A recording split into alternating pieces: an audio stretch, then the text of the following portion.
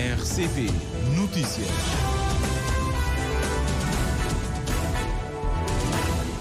Já são 7 horas em Cabo Verde. Vamos então ao encontro do editor Júlio Vera Cruz Martins para conhecermos as linhas de força desta edição do primeiro jornal. Dia Mundial contra o Trabalho Infantil é celebrado hoje, ato central na ilha de Santo Antão. Bombeiros de Santa Catarina entram em greve a partir de hoje. As instalações na Ilha do Sal da Universidade Técnica do Atlântico vão ser no Hotel Atlântico, mas até a reforma do edifício, o Instituto Superior de Aeronáutica e Turismo vai ficar instalado em espaços contratualizados com outras instituições. A apresentação da unidade orgânica da Universidade Técnica do Atlântico é apresentada hoje pelo chefe do governo. As Nações Unidas, a Comissão de Inquérito, acusa Israel de extermínio na faixa de Gaza. Conhecidos os títulos, agora o desenvolvimento destas e de outras notícias. A edição é do Júlio Vera Cruz Martins. Bom dia.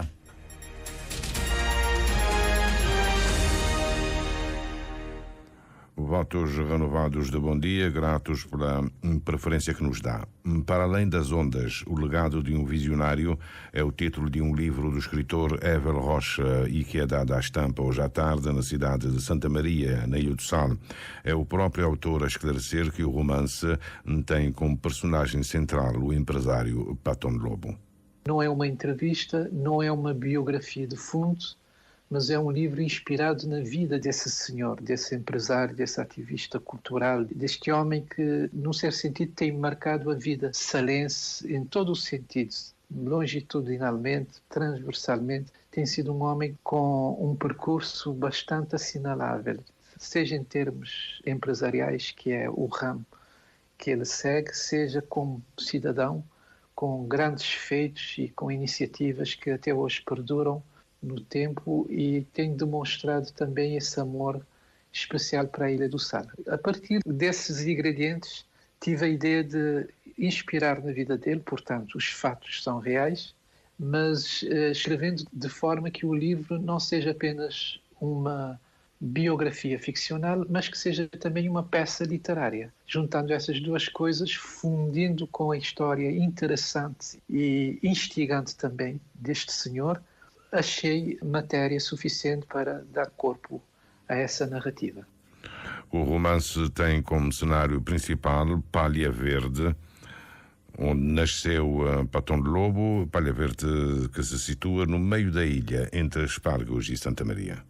Aí é o espaço central, onde ele nasceu, onde ele cresceu e onde ele vive até hoje. Portanto, o cenário principal é Palha Verde e as várias localidades e ilhas e países por onde ele passou. Os personagens são pessoas que viveram de perto dele, são pessoas reais, de carne e osso, procurando trazer sempre ao de cima aquilo que é relevante, que é positivo na vida dele, como eu disse há bocado, os grandes feitos. Os personagens são os irmãos, são os parentes, são os amigos da longa data, desde a infância até aos dias de hoje, pessoas que ainda estão vivas, outras que já não estão entre nós, e também situações, algumas anedóticas, outras nem tanto. Portanto, são esses componentes, essas personagens e esses factos que eu tento relatar e trazer, portanto, à escrita de Paton. Para além das ondas, o legado de um visionário é lançado hoje à tarde em Santa Maria, praticamente à mesma hora em que, na mesma cidade, nesta de Santa Maria, tem início o Festival de Literatura Mundo, que vai ser aberto pelo Primeiro-Ministro Ulisses Correia e Silva. Um momento que encerra o colóquio sobre o centenário de Amílcar Cabral. As duas iniciativas se fundem propositadamente, como esclarece o escritor Filinto Correia e Silva, da editora Rosa de Porcelana. Temos um homenageado único, que é Amílcar Cabral, no seu recorte como escritor, mas teremos um ponto de tributo ao 5º centenário do nascimento de Luís Vaz de Camões. É algo que queremos fazer à nossa medida, de forma singela, e trazendo para o painel os dois premiados com Camões, armênio, e o Germano na prosa, armênio com poesia. O Festival Literatura Mundo está organizado em 2 partes, mas sempre em homenagem a Amílcar Cabral. A homenagem tem 2 partes. A parte científica do festival fará os vários recortes sobre Amílcar Cabral, como poeta, como ensaísta, como prosador e como geração literária que foi também. Mas a segunda parte é o diálogo de escritores, onde vamos falar dos temas clássicos da literatura mundo. A abertura de fronteiras literárias, a circulação de livros e dos autores, a tradutibilidade das literaturas nacionais, o alargamento dos cânones literários para que não seja todos nós, de todos os países, lermos pela cartilha ou escrevermos pela cartilha ocidental. A literatura é global, todos os povos produzem literatura. A Rosa de Porcelana está a atravessar o 10º ano da sua criação. Filinto Correia Silva revela que as comemorações se estendem até o fim deste ano com o título 100 da autoria do combatente da liberdade da pátria, Silvino da Luz, e é provável que seja sobre Amílcar Cabral. O Instituto Superior de Aeronáutica e Turismo, Unidade Orgânica da Universidade Técnica do Atlântico, vai ser formalmente apresentado hoje à tarde num ato público a que preside o Primeiro-Ministro Ulisses Correia Silva, que hoje de manhã faz a abertura da 3ª edição do Fórum de Investimentos. O reitor da Universidade Técnica do Atlântico anuncia que o Instituto Superior de Aeronáutica e Turismo vai iniciar já no próximo ano letivo com 2 cursos de licenciatura. Em Gestão e Fomento do Turismo, que tem como parceiro estratégico a Universidade do Algarve, de Portugal, e o segundo é em Gestão e Planeamento da Aviação Civil, que terá como parceiro estratégico a Airways Aviation, que é uma instituição internacional de formação na área da aviação civil. Inclusive, essa parceria com a Airways Aviation vai nos permitir que, a partir do 3º e 4º ano, portanto, do curso de Gestão e Planeamento da Aviação Civil, possamos oferecer o ramo de pilotos ATPL aos nossos estudantes. Portanto, os estudantes poderão escolher entre seguir o curso no seu currículo geral ou, a partir do 3º ano, migrar para o ramo de piloto ATPL e, no final, terão um diploma do curso de Gestão e Planeamento da Aviação Civil e mais uma licença, portanto, de piloto de linhas aéreas. Por outro lado, essa parceria também nos permite oferecer em ambos os cursos, portanto, um curso extracurricular de tripulantes de cabine. Todas essas vertentes estão neste momento a ser trabalhados a nível da Agência de Regulação do Ensino Superior para serem introduzidas mais à frente nos currículos. João do Monte Duarte revela que o antigo Hotel Atlântico vai ser reformado para acolher o campus da Universidade Técnica do Atlântico. Aqui no SAL, o projeto de requalificação e modernização está calculado em 36 mil contos. Até a conclusão das obras, o Instituto de Aeronáutica e Turismo vai funcionar em instalações provisórias. A direção do Instituto vai ficar sediada num espaço cedido pelo Ministério de Turismo e Transportes, enquanto que as atividades letivas de investigação estarão a funcionar no edifício do IFP e também estaremos a utilizar o auditório pertencente ao Clube Académico do Aeroporto do Sal, mediante protocolos que serão assinados no ato da apresentação pública. Gostaria de regressar a uma questão que eu já lhe tinha colocado. Estava em fase de integração na Universidade Técnica do Atlântico, a Escola de Artes, o MEIA. Essa integração já está efetivada? Com respeito ao MEIA, portanto, nos estatutos da UTA, nós temos uma unidade orgânica chamada de IATC, Instituto de Artes, Tecnologias e Cultura, cuja estratégia para a implementação dessa unidade orgânica está baseada na integração do MEIA na UTA. Portanto, houve todo um trabalho que já foi feito, todo o projeto académico, pedagógico, científico, a nível de infraestruturas também já está elaborado. Portanto, foi homologado pelo MEIA e pela UTA e está neste momento com o Sr. Ministro de Educação à espera do aval financeiro para a disponibilização, portanto, das verbas para esse novo centro de custos que vai ser o MEIA. Portanto, esse é o único ponto que falta para o efetivo arranque do MEIA enquanto unidade orgânica da UTA. O Instituto de Artes, Tecnologias e Cultura vai ficar instalado em São Vicente. O reitor da Universidade Técnica do Atlântico faz notar que Os 2 cursos do Instituto Superior da Aeronáutica e Turismo são abertos também não apenas para alunos que concluem o ensino secundário, mas também para as pessoas que podem fazer recurso às possibilidades de inscrição mediante, por exemplo, a prestação de exames e que tenham cursos profissionais de nível superior. O ministro do Turismo de Angola, Márcio de Jesus Lopes Daniel, encontra-se na Ilha do Sal desde ontem para uma visita oficial de 2 dias e participa no Fórum de Investimentos que é aberto hoje de manhã, daqui a pouco. A formação de quadros técnicos para o turismo e a gestão das zonas turísticas especiais são 2 áreas de cooperação já identificadas entre os 2 países. Um protocolo foi assinado ontem pelos 2 governantes, o ministro do Turismo de Angola, Márcio de Jesus Lopes, e o ministro do Turismo e Transportes de Cabo Verde, Carlos Santos, como nos diz o jornalista Vítor Sousa. Esta é a primeira visita oficial que o governante Mário Lopes Daniel realiza na qualidade de Ministro do Turismo e explica a opção e o interesse pela experiência cabo-verdiana no setor do turismo. O turismo representa uma percentagem significativa no produto interno bruto, acima de 20%, e esses atributos são exatamente aqueles que nós buscamos que o turismo passe a ter na economia angolana.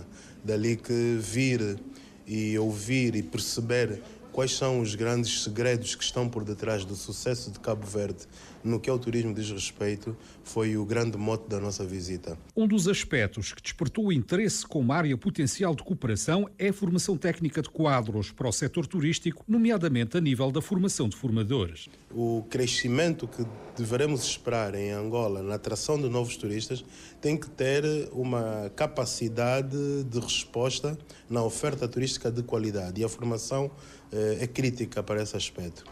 Nós identificamos aqui em Cabo Verde uma experiência muito positiva no que diz respeito às zonas turísticas especiais, onde temos casos de sucesso, inclusive na atração de investimento estrangeiro, e está aqui um exemplo concreto de que é possível, sem onerar os cofres do Estado, poder ir buscar financiamento privado, dando a garantia, criando um ambiente de negócios que transmita segurança, certeza aos investidores privados, deles poderem, digamos assim, investir.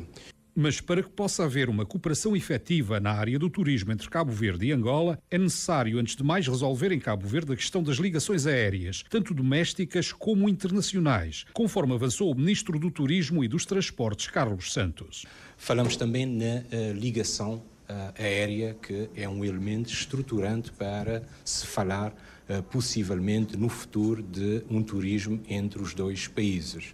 Após o encontro com o Ministro do Turismo de Cabo Verde, a delegação angolana visitou alguns pontos turísticos para mais tarde proceder à assinatura do Plano de Ação entre o Instituto do Turismo de Cabo Verde e a Infotur Turismo de Angola. A delegação angolana que vem participar no Fórum de Investimentos, no Fórum de Negócios da Cabo Verde Trade Invest, é uma delegação, a parte governamental tem 7 elementos, mas há empresários. O presidente do Turismo de Portugal também já se encontra na Ilha do Sal. A sessão plenária da Assembleia Nacional, a primeira deste mês, começa daqui a pouco, por volta das 9 horas, e inicia com um debate com a Ministra das Infraestruturas, Ordenamento do Território e Habitação, um agendamento a pedido do Movimento para a Democracia. O Ministro da Agricultura e Ambiente vai responder às perguntas dos deputados, aqui pedido do grupo parlamentar do PAICV. Mês do Ambiente, junho, o presidente da Câmara Municipal de Santa Cruz anuncia que o saneamento vai melhorar no concelho. Carlos Silva confirma a aquisição de centenas de contentores e de um caminhão para a recolha de lixo, num total de 35 mil contos e que estão a caminho. E a expectativa, a Ilson Martins, é que todo o sistema de saneamento de Santa Cruz esteja operacional antes das festas do município, a 26 de julho. A compra do caminhão e dos contentores de lixo faz parte dos investimentos que a Câmara Municipal de Santa Cruz tem estado a fazer para a recolha e tratamento de lixo, diz o autarca Carlos Silva. Estamos a falar de centenas de contentores, por enquanto não posso precisar exatamente o número, mas são centenas de contentores. Neste momento já deve estar quase a chegar a Cabo Verde, assim como também o caminhão de lixo também está a caminho. Acredito que por ocasião das festas do município, esses materiais irão chegar seguramente ao município de Santa Cruz. Estamos a falar de um investimento que ronda a volta de 35 mil contos.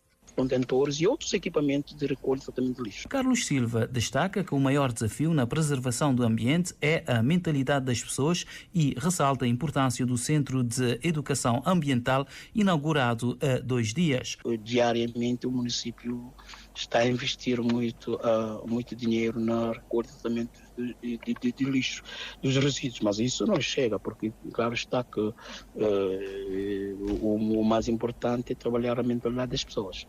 Isso tem muito mais valor do que os seguros ou euros que nós podemos gastar.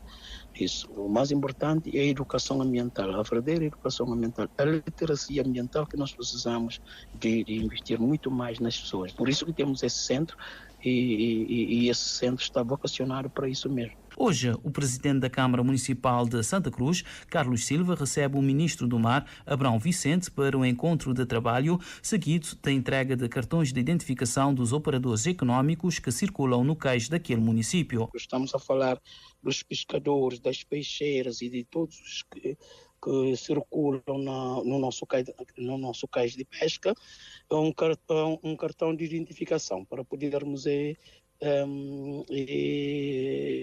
gerir aquilo, manter algum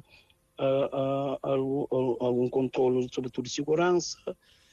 Então vamos entregar, portanto, cerca de 150 cartões de identificação aos nossos operadores económicos. A Câmara Municipal de Santa Cruz também vai assinar um protocolo para a construção de 2 torres de vigilância de Nadador Salvador com o Fundo Autónomo de Desenvolvimento e Segurança do Transporte Marítimo Interilhas. Os bombeiros de Santa Catarina de Santiago entram em greve a partir de hoje, um anúncio feito ontem à tarde pelo presidente do SIACSA, Gilberto Lima. É a falta de indumentária completa, em que figura as botas, fardamentos, luvas e outras. A questão de viaturas obsoletas, falta de caminhões de água, ambulâncias, e a casa de banho ficou para ser feita uma manutenção, mas não foram feitas. Não cumprimento também dos acordos celebrados na Direção-Geral do Trabalho, não cumprimento do decreto legislativo número 61/20 de 2020 sobre o salário do comandante dos bombeiros, e queixam também de mais efetivos, estão com problemas de alimentação. A Câmara Municipal de Santa Catarina alega falta de verbas para solucionar as reivindicações dos bombeiros, mas o presidente do SIACSA, Gilberto Lima, rejeita a justificação e discorda dela em absoluto. A Ilha de Santo Antão acolhe o ato central das comemorações do Dia Mundial contra o Trabalho Infantil, que hoje se celebra. A ilha, pela sua vocação rural, com o índice elevado de pobreza, apresenta fragilidades e levanta um conjunto de preocupações sobre o número e o perfil de crianças que exercem o trabalho infantil, considerando o contexto doméstico e agrícola. Jornalista Ernestina Lopes. Os últimos dados sobre o trabalho infantil foram divulgados em fevereiro pelo INE, conforme a presidente do ICA, que se mostra preocupada com esta problemática que tem tido reflexos e consequências graves na vida das crianças e dos adolescentes. Os últimos dados que nós temos apontava cerca de 4,2% das crianças foram analisadas, e isto corresponde a 4.900 crianças daquilo que se possa considerar trabalho infantil. Portanto, dessas crianças e adolescentes, eles são, digamos, trabalhadores familiares, não é? Apesar dos números não serem muito significativos, mas tendo em conta as consequências na vida, nem que seja de uma criança, portanto, já é motivo para nós nos preocuparmos.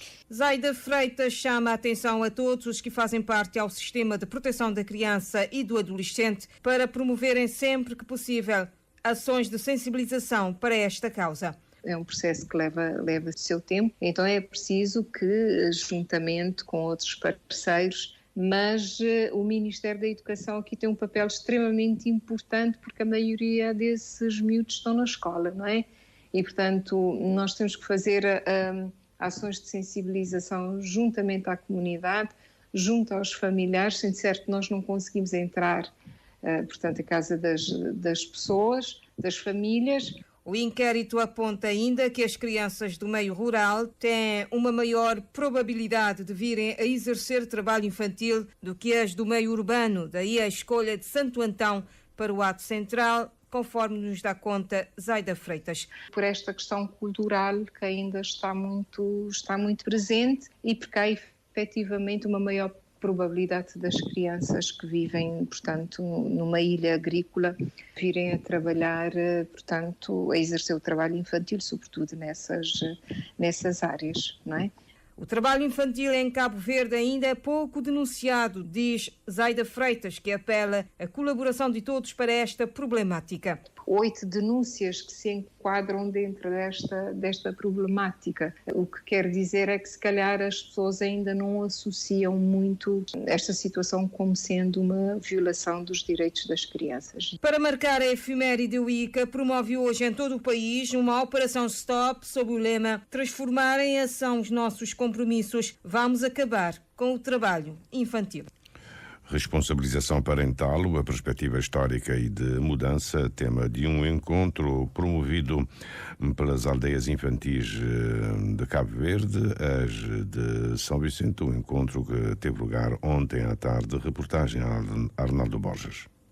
O encontro dá sequência à campanha que as aldeias vão fazendo. Graça Gomes, diretora da instituição em São Vicente, ressalta que ao nível da responsabilização parental muito já se fez. Reconhece, no entanto, a necessidade de mais trabalho porque há conquistas a alcançar. Muito já foi feito, por isso é que é uma perspectiva histórica e de mudança. Na Assembleia já está uma proposta de lei, a responsabilização parental, mas ainda há muito por fazer.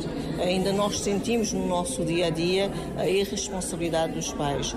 Há necessidade realmente de serem criadas leis e formas de aplicar a lei para que sejam, portanto, por um lado, serem dados mecanismos para que a responsabilidade seja efetiva, mas também punir os infratores que não queiram realmente se responsabilizar pelos filhos. Este é um tema abordado no encontro com o Dr. Belarmino Lucas, a adiantar que ao nível de direitos de menores, Cabo Verde tem um quadro legislativo bastante completo. Bastante completo do ponto de vista do estabelecimento dos direitos de menores, de garantia dos direitos das crianças e dos adolescentes. Penso que o problema coloca-se sobretudo em termos da efetivação desses direitos, dos mecanismos destinados, portanto, a concretizar esses direitos, em particular naquilo que diz respeito à responsabilidade parental. E na procura da responsabilização parental buscam-se respostas do ponto de vista social. A Secretária de Estado da Inclusão Social, presente no encontro, dá conta de trabalho concertado que se vai desenvolvendo com diversas instituições. Pretendemos reforçar também o apoio integrado às famílias, que ajuda também, de certa forma, no acesso à saúde, à educação, a criação de programas de atividades geradoras de rendimento. Pretendemos também reforçar o rendimento social de inclusão, que é o rendimento mínimo que nós proporcionamos às famílias para garantir a sua sobrevivência, a sua subsistência, principalmente aquelas famílias que têm a seu cargo crianças dos 0 aos 15 anos. Secretária de Estado da Inclusão Social, Lídia Lima, aqui a abordagem social na procura de facilitação da responsabilização parental. Uma comissão de inquérito constituída pelo Conselho Geral dos Direitos Humanos das Nações Unidas em 2021 identifica o cometimento de crimes contra a humanidade, de extermínio, assassínio, perseguição com base no género dirigida a homens e rapazes palestinianos, transferência forçada, tortura e tratamento desumano e cruel. O relatório foi divulgado hoje de manhã e pode baralhar as negociações entre Hamas e Israel. Aliás, Hamas apresentou um conjunto de alterações que agora os Estados Unidos estão a utilizar. O grupo G20, a cimeira dos 7 países mais industrializados do mundo, reúnem-se na Itália este fim de semana. Entre os convidados, o Papa Francisco, que só deverá participar no encontro no último dia, quando se abordar questões como imigração, região Indo-Pacífico e segurança económica, bem como a inteligência artificial. Outros convidados estão o presidente brasileiro Lula da Silva e o indiano. Passam agora quase 26 minutos das 7 da manhã, fim de linha nesta edição do Primeiro Jornal.